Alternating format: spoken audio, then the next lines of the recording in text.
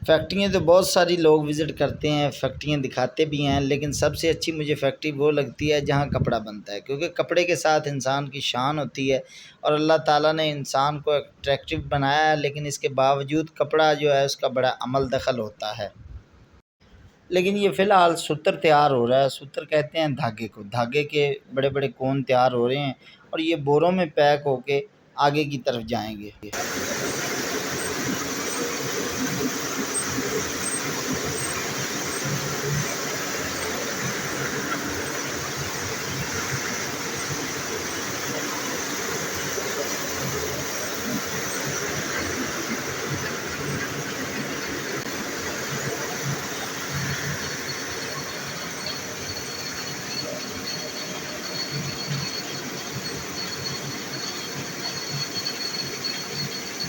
कोनों के अंदर भी साइज़ होता है, कुछ बड़ी होती हैं, कुछ छोटी होती हैं, कुछ बोरों में बंद आती हैं और काफ़ी सारी इसमें कैटेगरी है। जो बंदे समझते हैं उनको पता है। मेरे चैनल को सब्सक्राइब करें, लाइक करें, शेयर करें, कमेंट करें।